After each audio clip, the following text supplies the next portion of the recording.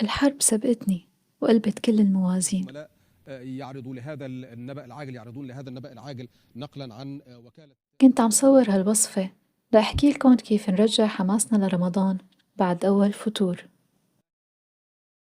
بس أفكاري صارت مشوشة، صارت عيوني على الأخبار ودايما عم فكر بالمستقبل، وما بقي من رمضاني حرفيا إلا الصيام.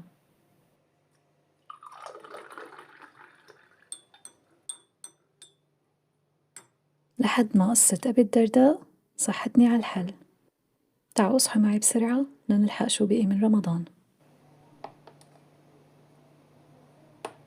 سلام.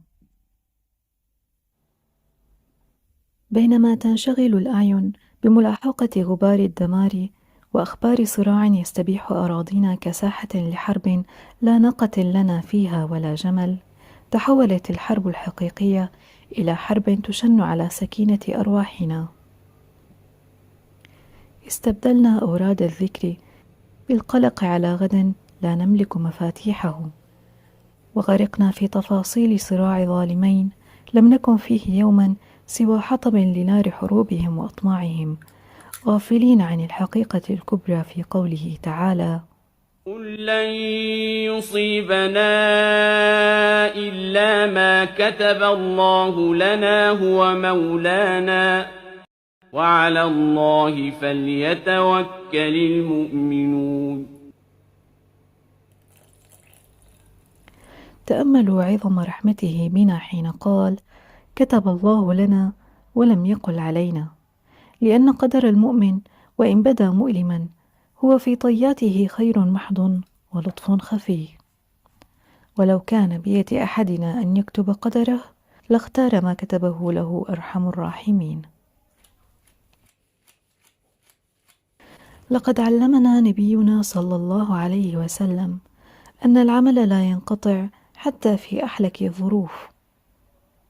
وأما حديث أنس بن مالك رضي الله عنه عن النبي صلى الله عليه وسلم أنه قال: إن قامت الساعة، يعني القيامة، وفي يد أحدكم فسيلة وهي صغار النخل وتضبط أيضا فسيله، فإن استطاع ألا تقوم حتى يغرسها فليغرسها. فإذا كانت القيامة لا توقف غرسا، فكيف نترك شهر الغنيمة يمر ونحن وقوف بباب القلق؟ إن انشغالنا بما لا نملك دفعه عنا هو استنزاف لنا، فالاحتياط الحقيقي هو العودة لجوهر العبادة، العودة للدعاء. وهنا استوقفتني قصة أبي الدرداء رضي الله عنه حين قيل له: احترقت دارك يا أبا الدرداء، فقال بكل يقين بالله: ما كان الله ليفعل ذلك بكلمات سمعتهن من رسول الله. لقد كان على يقين أن لله جنودا تحفظه وداره لا تغلبها نيران، وكان دعاؤه هو الحصن الحصين: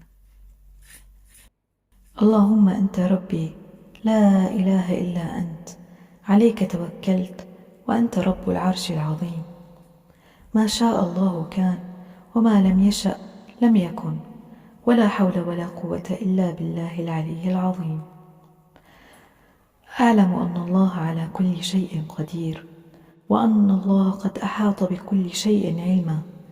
اللهم إني أعوذ بك من شر نفسي ومن شر كل دابة أنت آخذ بناصيتها، إن ربي على صراط مستقيم. إن انشغالنا بالبحث عن طرق النجاة المادية دون اللجوء لرب الأسباب هو العجز بحد ذاته، فالدعاء وقوة اليقين هي التي تغير مجرى الأقدار. ألم يقل لنا ربنا: ادعوني أستجب لكم؟ أما قال: وإذا سألك عبادي عني فإني قريب أجيب دعوة الداعي إذا دعان؟ فكيف بنا ونحن في خير الشهور ندع الالتجاء له والتقرب له، ونهرع إلى الأخبار والتوقعات والتحليلات التي لا فائدة منها؟ أليس أمرنا كلنا بيده؟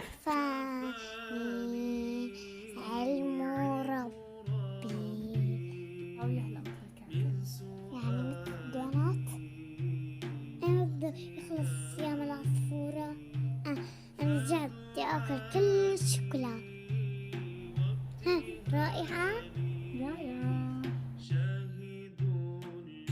ألا يمكن أن تكون هذه فتنتنا أن نثبت ونتقرب له في شهر رمضان أم نهيم مع الهائمين؟ اغرسوا فسائل طاعاتكم وسط الفتن، وكونوا كأبي الدرداء في يقينه وكالغارس فسيلته في ثباته. استودعوا الله أيامكم واستغلوا ما بقي لنا من رمضان، فالمؤمن لا يضام ومولاه الله، وتذكروا دوما أن الأمر كله بيد الله. شاهد لي افتقاري، فلهذا السر أدعو بيساري وعساري. أنا عبد استودعتكم الله الذي لا تضيع عنده الودائع، وألقاكم في سكينة إن شاء الله.